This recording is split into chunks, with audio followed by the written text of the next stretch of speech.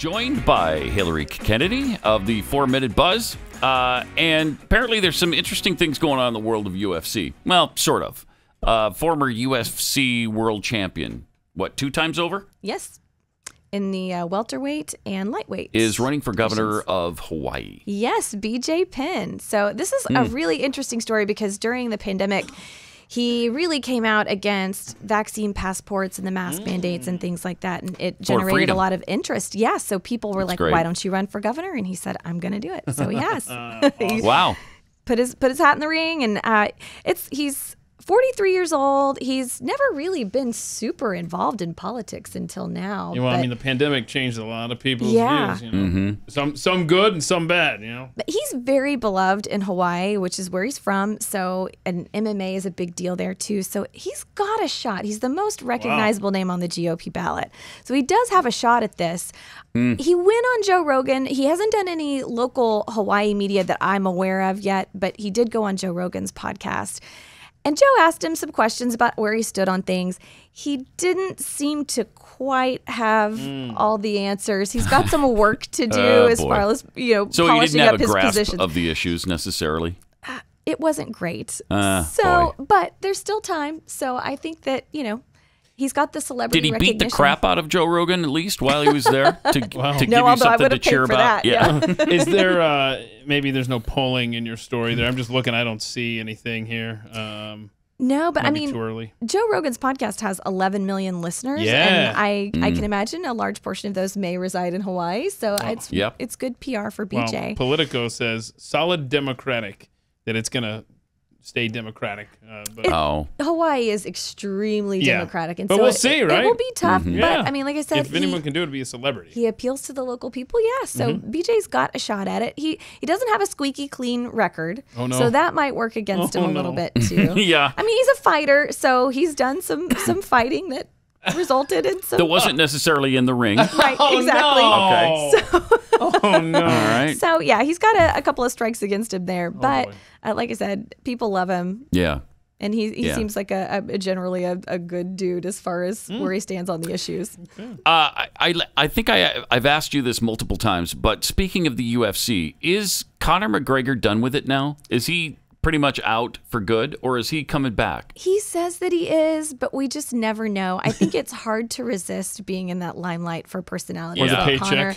Right, or the easy paycheck, because even if he loses, he's still getting paid a ton just to show up. Yeah. But his other ventures are doing so well. He's got his whiskey and his men's suit line and all that kind of stuff. So. Oh, I didn't know he had a men's suit line. Oh, yeah, and he gets paid to show up at events all That's the nice. time too, which is such an easy payday, and he's not having to fight anybody, and he just gets paid to drink and party and hang out. Oh, you know what? If you guys need someone to drink and party and hang out, Keith Malinak is available for such an event as that. Didn't he make $100 million just from that one fight with Mayweather?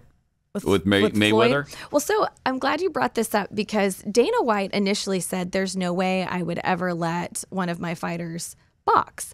But then he did. So Jake Paul, the YouTuber turned boxer, he's done 5 boxing matches, 2 against UFC fighters and won. He's expressed interest. Who were the 2? He fought against Tyrone Woodley, which was huge, and then the other guy, Ben Askren. I was trying to remember. Oh, okay. I didn't know Ben as well, but he knocked out both of those guys. So he's expressed interest in fighting for Dana White, even though he trolls Dana White all the time about how little he pays his fighters. And he's like, they pay them nothing. But Dana White said, well, wait a minute. If I pay people so little, why are you wanting to come fight my guys? That's a good point.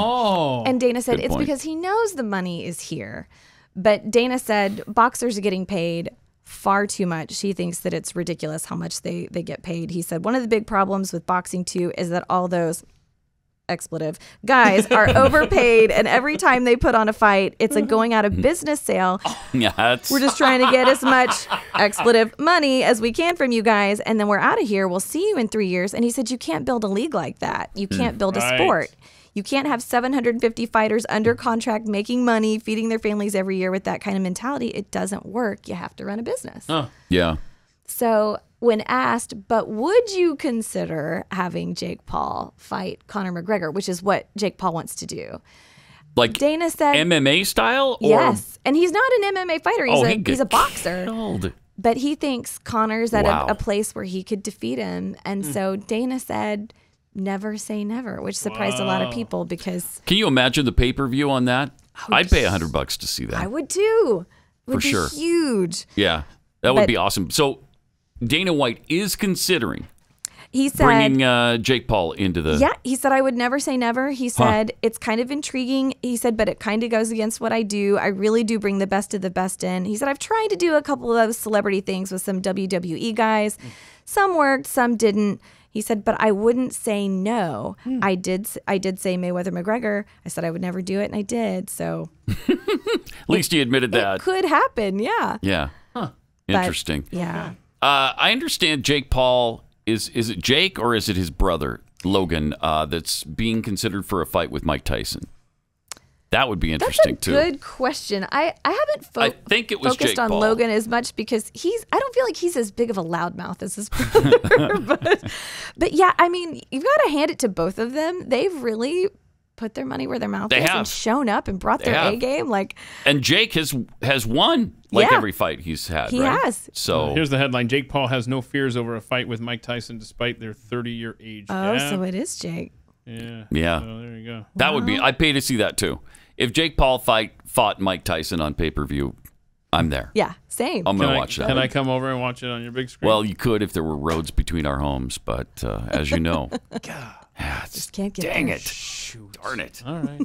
Have you seen that there's a documentary on Stipe Miocic? I love Stipe. Yeah, they did a full documentary movie and released it, and it's on demand right now. Okay, I have to watch it because I think I told you guys before. I got to meet him when he came to Dallas. Oh, you did? Nicest guy. Yeah. He recorded a video for me because I was like, "Hey, my husband will never believe this," and so he recorded a video and he was like, "Hey, do what your wife tells you to do." I mean, it was awesome.